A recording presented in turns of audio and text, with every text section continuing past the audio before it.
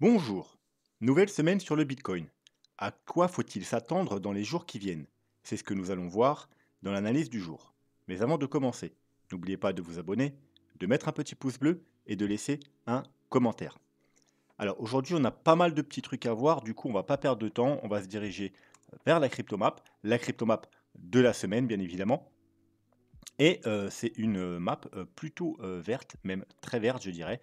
Pratiquement tous les altcoins sont en hausse. On a même pas mal qui ont vraiment très performé et ont fait plus de 30% sur la semaine, hein, notamment FTT 45%, XRD 59%, RNDR 51%, on a aussi RPL à 30%, ou à 51%, etc., etc. Donc plutôt une très bonne semaine sur les cryptos et surtout sur les altcoins. Par contre, si tu regardes un peu la map du jour, alors oui, il y en a trois quatre qui s'en sortent bien, mais le reste, bah, c'est comme d'hab, hein, vu que le Bitcoin corrige un petit peu, on a également des petites corrections sur l'ensemble des altcoins qui vont de grosso modo de 2 à 10%, même pas, hein. La plupart, c'est les maximums, c'est plus autour de 6-7%. Donc, rien d'extraordinaire. On va aller faire un petit tour sur le CryptoFear, mais c'est toujours autant inintéressant. Il est toujours dans la zone des 60, zone qui ne nous intéresse pas. Il se rapproche un petit peu de la zone des 70. Donc vous voyez qu'on est sur, on arrive sur des résistances sur le Bitcoin et c'est là que les gens ils deviennent assez bullish comme d'habitude. Bref, tant que on n'a pas dépassé les 70, on va pas s'attarder plus longtemps sur le CryptoFear. Le dollar. Alors, le dollar, qu'est-ce qu'il nous a fait ces derniers temps? Rappelez-vous, on a notre gros support, on est revenu le retester, petit rebond, hop, là on l'a cassé, petit fake out, hein, vous voyez toujours attendre les clôtures, c'est un peu ce qu'on avait prédit, un petit fake out, et là il repart légèrement à la hausse. Donc, à court terme, j'ai rajouté quelques petits trucs sur le graphique pour un peu faire le court terme, on a déjà premièrement une petite trendline baissière qu'on est en train de retester actuellement. Ensuite, là on a un petit niveau de résistance. Alors pourquoi il va être important? Tout simplement parce que si, alors un des scénarios qui pourrait se produire, si bien entendu déjà on arrive à casser cette petite trendline baissière, c'est d'aller dans un premier temps rechercher ce niveau. Donc ensuite, si on le casse, bon bah on a cassé un niveau de résistance, c'est bullish, etc. Mais si on devait être rejeté une nouvelle fois, on pourrait revenir tester encore une fois ce support, au passage qui est cumulé avec la trendline baissière, donc ce serait tout simplement un pullback sur la trendline, donc faire quelque chose comme ceci, hop, pullback pile sur le support et la trendline, et ensuite, alors bien entendu on pourrait casser à la baisse, mais si ça devait repartir à la hausse, voilà, et bien là ce serait pas bon pour nous. Pourquoi? Parce que ça nous formerait une épaule, tête, épaule inversée. Donc on aurait une structure de retournement court terme dans une structure de retournement weekly. Je vous rappelle qu'il y a un potentiel W weekly qui pourrait se mettre en place. Potentiel, il n'y a encore rien de fait, hein, bien entendu. Il faudra casser ce niveau-là pour être validé. Mais voilà, si déjà il y a ce petit scénario qui se met en place, c'est pas bon. On a une trendline baissière, on casse la trendline baissière, on vient faire un pullback sur une trendline baissière sur un gros support, on vient former une épaule tête-épaule inversée, donc figure de retournement court terme, et ensuite à la validation, à la cassure de ce niveau, bien entendu. Donc les objectifs, ce serait soit la zone de rechargement de short de ce mouvement, qu'on va peut-être placer d'ailleurs.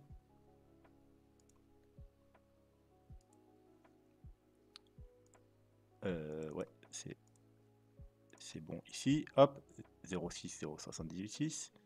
Alors on va pas se la mettre en rouge parce qu'on est déjà sur un truc rouge, donc on va la mettre en blanc pour changer. Voilà, donc ce serait le premier objectif. Et le deuxième objectif, ce serait revenir tester, bien entendu, ce niveau. Bon, bien entendu, nous, c'est pas nous tous aller casser la zone de rechargement, c'est pas ce qu'on veut. Donc faire cette petite rupture court terme et aller chercher la zone de rechargement de short, ça passe, si ensuite on est rejeté et on repart à la baisse. Par contre, déjà, si on commence à casser ce niveau, on ira rejoindre ce niveau, et si on rejoint ce niveau, eh bien, on sera à la limite du bullish, hein, il n'y aura plus qu'à casser ce niveau pour valider une structure de retournement weekly. Parce que là, c'est bien un W weekly. Donc voilà, c'est surtout pas ce qu'on veut voir. Comme je vous dis, à la rigueur, la petite retournement court terme, juste pour aller faire un rebond, chercher la zone de rechargement de short. Pourquoi pas, comme ça nous donne une petite correction un peu plus longue sur le Bitcoin. Ok, ça c'est bon, mais casser ces niveaux-là, ce sera plutôt bearish. Et bien entendu, si on casse ce niveau-là, il faudra vous attendre à de très très grosses corrections sur les autres marchés. Donc voilà ce qui pourrait arriver sur du court et moyen terme sur le dollar. Passons au Bitcoin contrat futur pour voir un peu les gaps. Les gaps. Donc au niveau des gaps, ce week-end, on n'a pas fait de nouveau gap. Donc on a le gap de la semaine dernière qui se trouve ici au 28 000 $. Et bien entendu, on a un gap plus bas qui se trouve au 20 400 $. Mais lui, c'est un gap de rupture. Donc techniquement, les chances qu'on vienne le combler sont plutôt faibles. Par contre, lui, c'est pas un gap de rupture, donc les chances qu'on vienne le combler sont supérieures à 80%. Donc que ce soit maintenant sur ce début de petite correction ou plus tard après un autre push, il y a quand même de fortes probabilités qu'on vienne combler ce gap dans les semaines ou les mois, voire même les jours, les semaines ou les mois qui viennent. Par contre, celui-là, techniquement, il y a beaucoup moins de chances. Donc, ceux qui veulent racheter du Bitcoin à 20 000 $, c'est quand même beaucoup moins probable. Par contre, si vous voulez juste racheter à 28 000 $, il y a de fortes chances qu'on y revienne, soit très bientôt, soit un peu plus tard. Donc ça, c'est pour les gaps. Et bien entendu, il y a également un gap au-dessus de nos têtes, un gap haussier, qui se trouve aux 35 900 $, grosso modo aux 36 000 $, qui est d'ailleurs une de nos deux targets, prochaines targets, si on devait continuer à monter plus haut, d'avoir une véritable correction, les 33 et 36 000 $. Le Bitcoin, donc le Bitcoin, rappelez-vous, hop, on avait, alors on va s'enlever les restios, on n'a pas besoin pour l'instant, on avait un canal haussier daily, et on l'a testé une fois, deux fois, trois fois, quatre fois, et du coup là, petit rejet du canal. Donc si on devait continuer à baisser, eh bien tout simplement l'objectif graphique le plus simple, ce serait revenir encore une fois tester le bas du canal. Donc si on devait y arriver par exemple demain ou après-demain, ce serait vers les 28 500 $. Ensuite, s'il casse à la baisse et qu'il casse ce gros niveau de support, il faudra vous attendre à une correction beaucoup plus importante. Pourquoi pas aller retester le niveau de support suivant, donc aux alentours des 25 000 $. Si par contre on rebondit à partir de là, il n'y a pas de raison, il y aura possibilité de faire une nouvelle jambe haussière et enfin de casser ce canal haussier pour aller rechercher les prochains niveaux, c'est-à-dire on a les 33, les 36 et après je crois qu'on a quelque chose comme les 42 000 $. La Bitcoin dominance. Donc la Bitcoin dominance, elle fait ce qu'on veut voir si elle commence à enclencher un mouvement qui pourrait être intéressant si vous voulez des altcoins qui surperforment le Bitcoin. C'est-à-dire que, voilà, vous vous rappelez, la semaine dernière on était au-dessus, je vous disais, par rapport au graphique, c'est probablement un fake out et c'est plutôt bon signe pour les altcoins. Vous voyez que, eh bien, c'est ce qui s'est passé. Alors là on est en 2 semaines, voilà, mais même en weekly, c'est pareil. On a réintégré et du coup, fake out et pour l'instant, nouveau rejet de ce niveau. Donc c'est très bon parce que je vous rappelle, la Bitcoin dominance, alors pourquoi c'est pas en automatique? Plus ça monte, ça veut dire que plus le Bitcoin il surperforme les altcoins. Donc si vous voulez avoir des altcoins qui explosent, il faut une Bitcoin dominance qui reparte à la baisse. Donc là, ça tombe bien, on est en haut d'un canal. Donc ce qui serait bien, c'est d'être rejeté et d'aller rejoindre le bas du canal. Ça, c'est si vous voulez voir, bien entendu, des altcoins qui explosent. Maintenant, une chose à savoir, si le Bitcoin devait corriger un petit peu ou beaucoup, enfin, plus beaucoup qu'un petit peu d'ailleurs, vous ne pourrez pas avoir des altcoins qui explosent. Hein. S'il y a une grosse correction sur le Bitcoin, les altcoins, alors, je ne vous parle pas des petites exceptions à droite à gauche, on a toujours un ou deux altcoins dans leur coin qui font leur petite vie tranquille, mais 95% des altcoins, ils vont suivre le Bitcoin. Et en général, quand il y a des grosses corrections, les altcoins, ils corrigent plus que le Bitcoin, donc là, on aurait une cassure par le haut du canal et une Bitcoin dominance qui monte. Par contre, si le Bitcoin, il consolide ou qu'il remonte, il y a de fortes chances qu'on ait une petite altcoin saison pendant la prochaine jambe haussière du Bitcoin. Et de voir du coup le haut de ce canal. Donc si on n'a pas une grosse correction dans les jours ou semaines qui viennent, on aura probablement une altcoin dominance qui va descendre et des altcoins qui vont commencer à très bien performer. On peut aller voir également, on voit la même chose sur ETH BTC. Alors ça, on n'en a pas besoin. Donc rappelez-vous, ici, je vous ai dit, c'est probablement un fake out. à l'inverse, justement, enfin, par rapport à ici, on a exactement la même chose. Là, c'était un fake out, justement, par rapport au Bitcoin, et là, par rapport à la dominance par rapport à l'ETH. On a réintégré. Je vous ai dit, on va sûrement aller rejoindre, retester cette petite trendline. Et ensuite, bien entendu, la cassure de la trendline sera déjà un premier signal très intéressant. Et ensuite, bien entendu, il faudra réussir à casser ce niveau important. Vous voyez qu'il a fait résistance depuis le mois de mai. Et ça, ce sera un gros signal haussier sur l'Ethereum, mais également, bien entendu, sur les autres altcoins, parce qu'en général, l'Ethereum, c'est un peu le patron des altcoins. Donc, s'il surperforme le Bitcoin, il y a de fortes chances que l'ensemble des altcoins surperforme également le Bitcoin. Et donc, du coup, qu'on ait une Bitcoin dominance qui chute et des altcoins qui s'envolent. Voilà, donc pour l'instant, tout va bien. Mais comme je vous ai dit, il faut que le Bitcoin reste dans une phase de soit consolidation, soit qui reparte à la hausse. Si on a un Bitcoin qui chute, par exemple, si on a un dollar qui nous fait ce qu'on ne veut pas qu'il nous fasse, eh bien le Bitcoin va chuter et les cryptos vont suivre et les altcoins vont chuter plus fortement que le Bitcoin. Voilà, donc ça c'est un peu pour Bitcoin, dominance, etc. L'Ethereum. Donc bon, le graphique, il est un peu, ouais, il y a un peu beaucoup de choses affichées parce que je vous ai mis des vagues d'Elliott, etc. Mais on va essayer de faire avec. Donc, rappelez-vous, niveau important, celui-ci, on l'a cassé. Donc, techniquement, on a une cassure assez franche. Donc, on pourrait valider la cassure. Mais voilà, vous savez que techniquement, pour vraiment valider une cassure, il faut une bougie de confirmation. Donc, cette semaine, on aura la bougie de confirmation. On pourrait venir, si on devait corriger, venir faire un pullback. Notamment, vous voyez que on n'a pas seulement le gros niveau ici, on a également la trendline haussière long terme en blanche.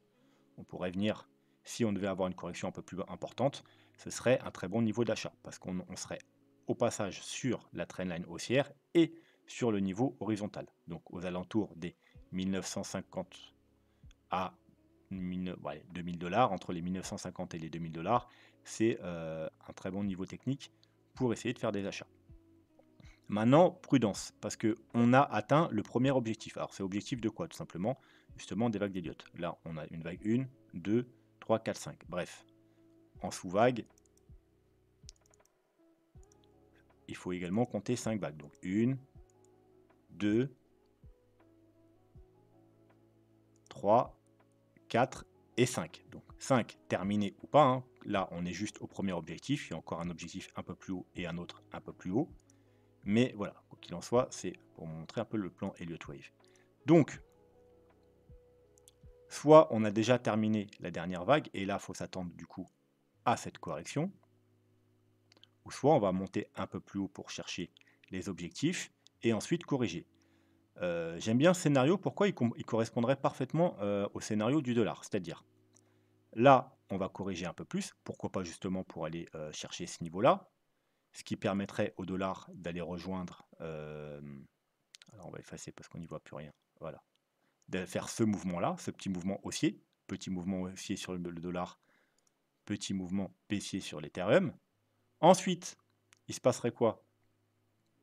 Que je retrouve le dollar. Le dollar, il corrigerait pour aller venir chercher, comme je vous ai dit ici.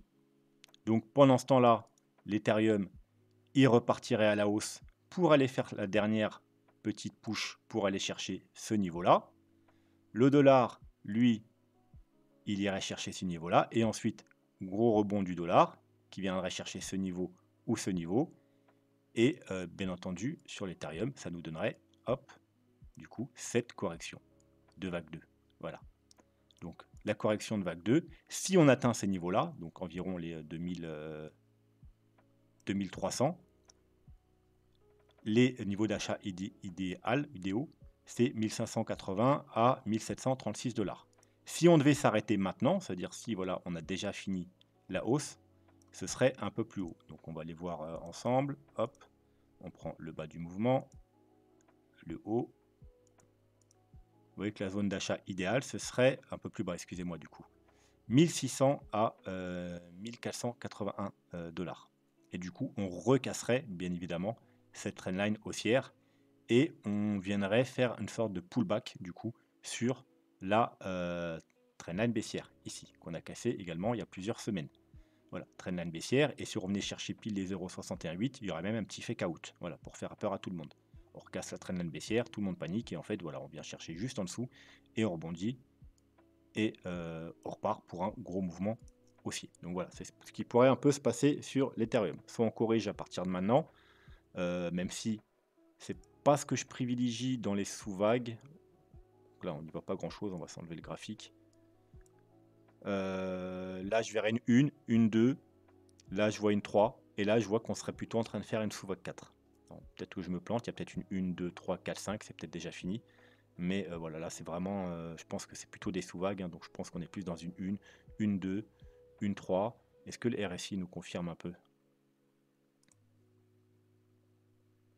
Ouais, vous voyez, là, on fait un plus haut, donc ça ressemble plus à une 3 qu'à une 5. Là, on est probablement dans une 4. Et je pense qu'il devrait rester un petit push. Alors, c'est pas obligatoire, mais voilà, je serais plutôt pour opter dans le scénario d'un dernier petit push avant vraiment d'avoir la correction de ce mouvement. Mais bon, il faut quand même être prudent parce qu'on a déjà atteint, comme je vous ai dit, le premier objectif. Maintenant, on va passer à ce qui nous intéresse plus particulièrement en début de semaine, c'est-à-dire un peu l'analyse weekly, pour savoir s'il y a eu du nouveau par rapport aux semaines précédentes. Donc Bitcoin, bien entendu, et on va pas voir trop d'indicateurs, on va seulement en voir 3 ou 4, histoire de garder ça un peu limpide. Et on va commencer, non pas en 2 semaines, mais en weekly, et sur le RSI. Donc le RSI, qu'est-ce qu'il peut nous apprendre? Eh bien, pas grand-chose en weekly, tout simplement parce que, alors, on arrive en zone de surachat, mais si on est bien en bull run, ça n'a aucune importance. Bien entendu, si on est toujours en bear market et qu'on se trompe qu'on n'a pas trouvé un bottom, attention, les zones de surachat, quand on est en tendance baissière, en général, ça marque la fin d'un mouvement correctif. Et il faudra s'attendre à aller faire un nouveau plus bas. Bon, c'est pas mon scénario, donc techniquement, il n'y a pas grand-chose à craindre. Vous pouvez voir qu'en bull run, hop, on se met ici. Quand on arrive en zone de surachat, eh bien, vous voyez, par exemple, là, on est là. Et après, on reste dans la zone haute. Hein. Plusieurs fois, on repasse au-dessus de la zone de surachat pendant tout le bull run. Donc, ça n'a aucune importance qu'on soit en zone de surachat. Il peut y rester pendant plus d'un an, voire même 2. Ça pose pas de problème parce que c'est du weekly. Voilà. Alors, il peut y avoir une petite correction hein, quand on arrive à ces niveaux-là. Vous voyez, quand on arrive à ces niveaux-là, hop, il y a une petite correction. On arrive à ces niveaux-là, petite correction, avant justement de casser ce niveau et de dépasser la zone de surachat. On peut avoir pareil, je pense, ici, vous voyez. Vous voyez, là, on a un bottom. Hop, on monte. Ici, hop, on arrive en zone de surachat. Petite correction. Mais vous voyez que c'est rien de bien inquiétant. Avant, ensuite, de monter. Et vous voyez que quand on passe en zone de surachat, c'est pas inquiétant. Et on peut rester très longtemps et monter, voilà, passer de 12 000 $ à 60 000 $ sans problème. Donc, il n'y a rien de grave, il n'y a rien d'inquiétant. C'est tout à fait normal qu'on vienne chercher les zones de surachat si on est en tendance haussière. Il pourrait y avoir une petite correction sur ce niveau-là, comme on a eu là, mais rien d'inquiétant. On pourrait monter un peu plus avant d'avoir une correction. C'est vrai que vu qu'en général, à l'arrivée de ce niveau-là, soit pile ici, ou soit quand on dépasse un petit peu, par exemple comme ici, vous voyez, en juin 2019, donc vous voyez, de janvier à juin, hein, c'est à peu près la même période, hein, de janvier à juin. On n'est pas encore en mois de juin, donc on pourrait avoir encore, comme je vous ai dit, un petit push avant d'avoir une réelle correction, venir chercher un petit peu au-dessus de la zone de survente, et ensuite d'avoir une correction un peu plus importante. Mais voilà, donc rien de dire de plus sur le RSI, si ce n'est que tout est comme il se doit. Le stock RSI et le MACD. Donc le MACD, toujours extrêmement bullish, hein.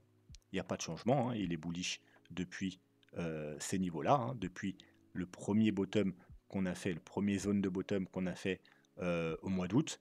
Ensuite, quand on est venu faire un petit fake out, parce que moi j'appelle ça un fake out, eh bien lui, il n'avait pas eu les confirmations baissières, c'est pour ça que j'avais appelé ça un fake out, tout simplement parce que le Bitcoin chutait, le dollar chutait, et hop, on remonte là, le dollar chutait également, il nous confirmait des très belles choses, il avait l'air d'avoir marqué un top, donc pour moi, c'est le dollar, c'est le Bitcoin qui mentait, tout simplement parce que les deux étaient en tendance baissière. Sur le court terme, ça arrive, mais pas sur le moyen long terme.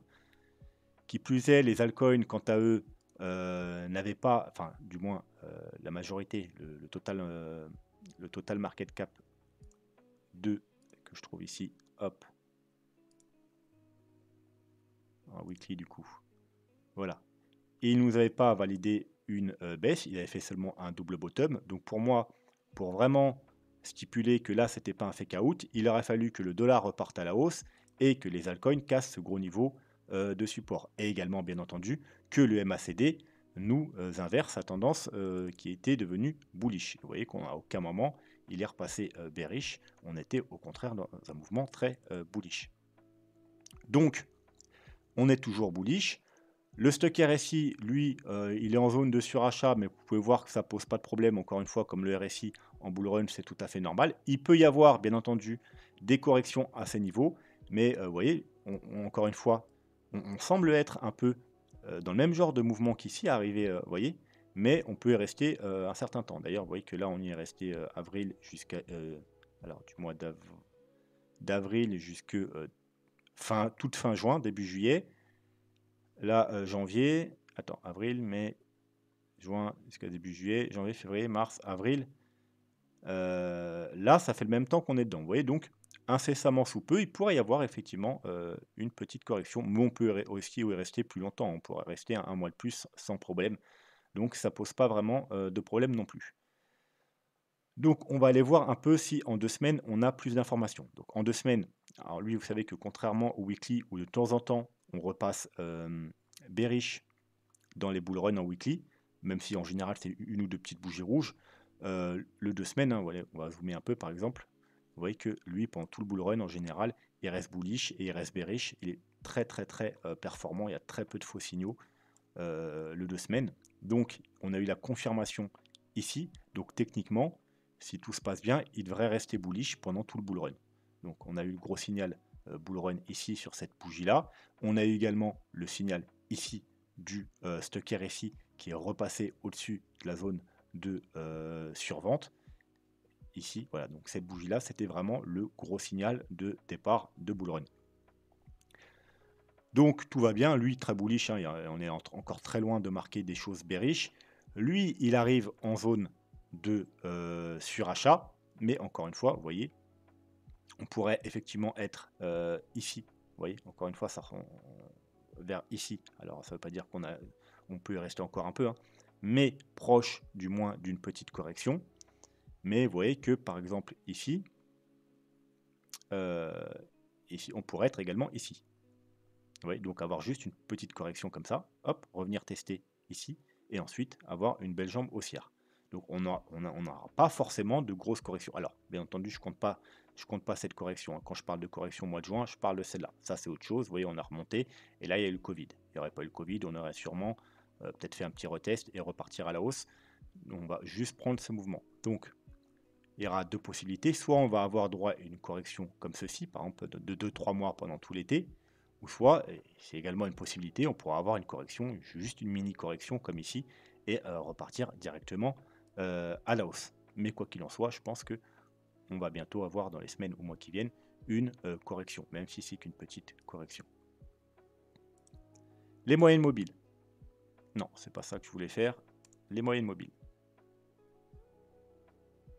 Alors, c'est pas le 2 semaines, voilà, c'est une semaine. Donc, eh bien, on est au milieu de nulle part. Voilà, tout ce qu'on peut voir, c'est que, alors, on va pas étudier les croisements, on les a vus dans la dernière vidéo. Hop, celle-ci, hein, n'hésitez pas à aller la voir. N'hésitez pas à aller voir celle-ci aussi sur l'alcoin season.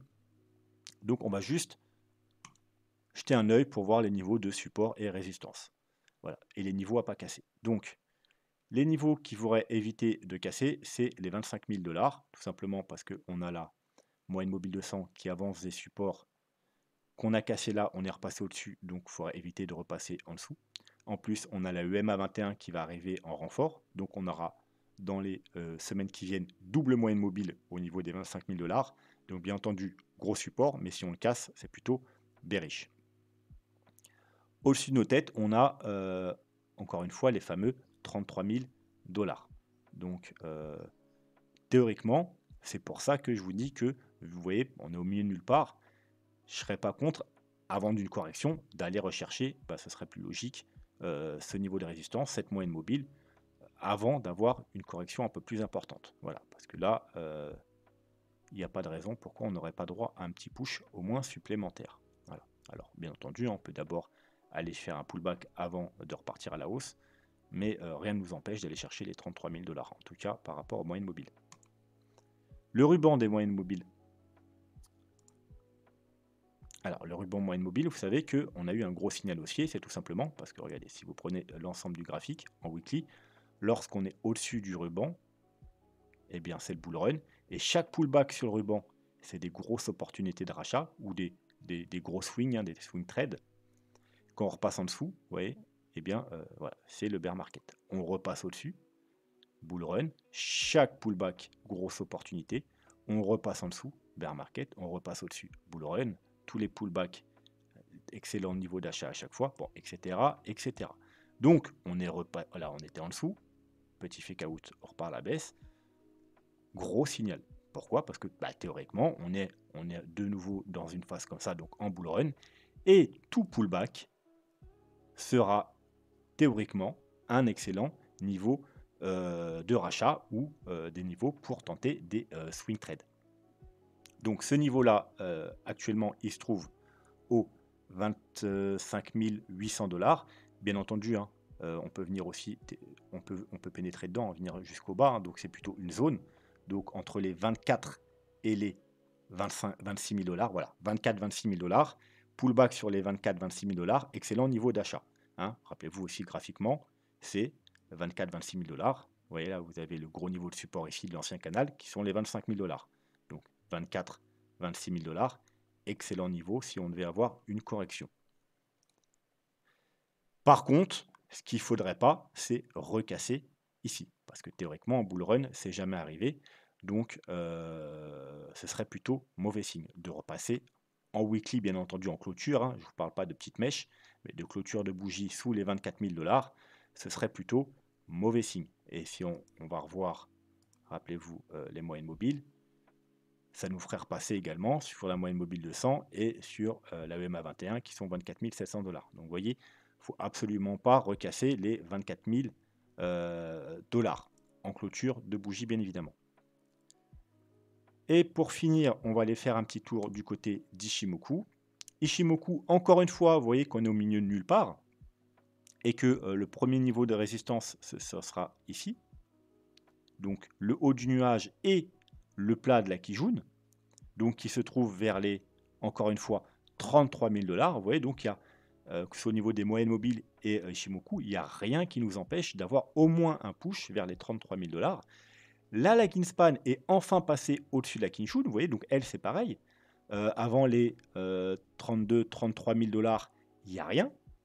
Donc, il n'y a rien, théoriquement, qui nous empêche d'aller là-bas. Alors, bien entendu, si on réfléchit de la même façon, il n'y a rien qui nous empêche d'aller corriger au 25 ou au 23-24 000 $. C'est pareil, puisqu'on est au milieu du vide. C'est comme sur les moyennes mobiles. Il y a les moyennes mobiles, si je vous remontre. Voilà, effectivement, il n'y a rien qui nous empêche d'aller en haut, mais il n'y a rien non plus qui nous empêche d'aller retester les 26 000 $.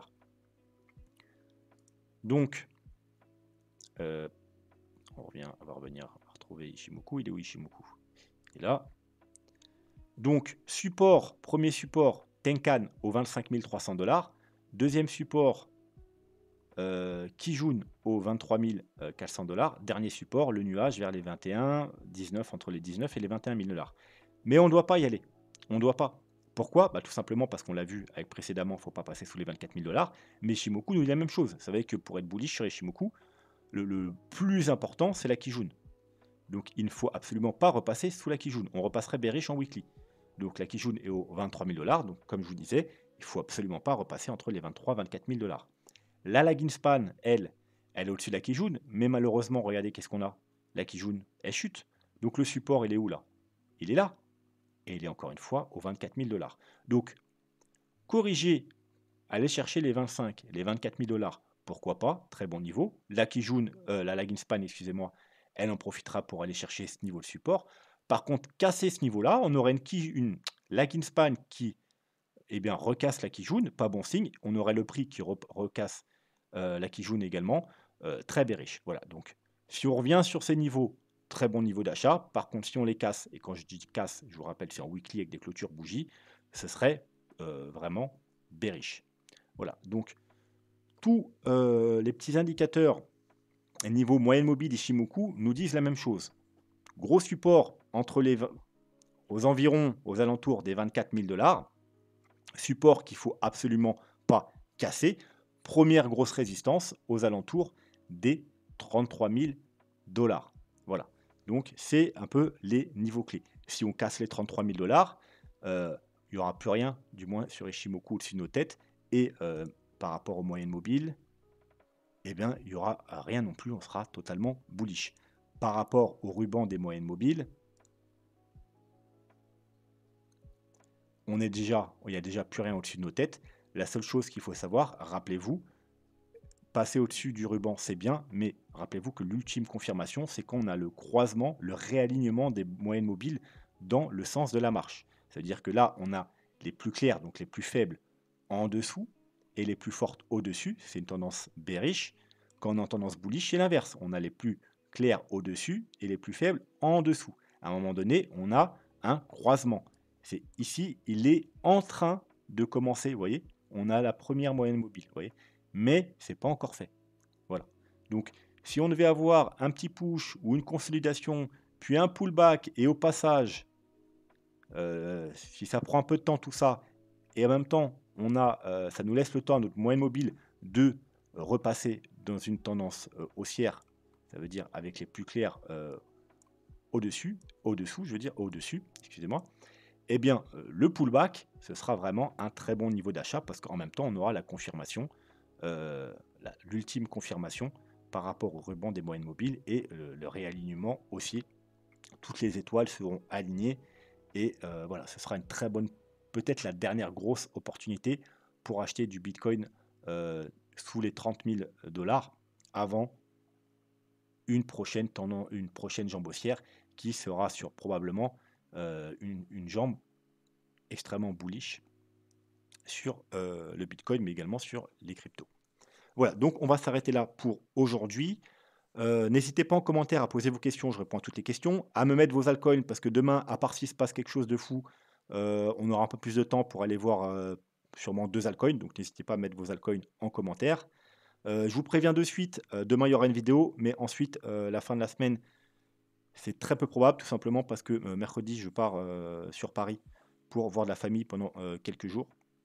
Et ensuite, je reviens et quelques jours après, je vais redéménager pour repartir bosser. Donc voilà, ça va être compliqué là dans les 10 jours qui viennent. Les vidéos, ce sera vraiment quand j'ai le temps. Donc vous inquiétez pas s'il n'y a pas de vidéo. C'est juste que je serai trop occupé pour en faire. Mais en tout cas, on se retrouve demain sans faute. Sur ce, je vous souhaite une bonne soirée et je vous dis à demain. Tchuss.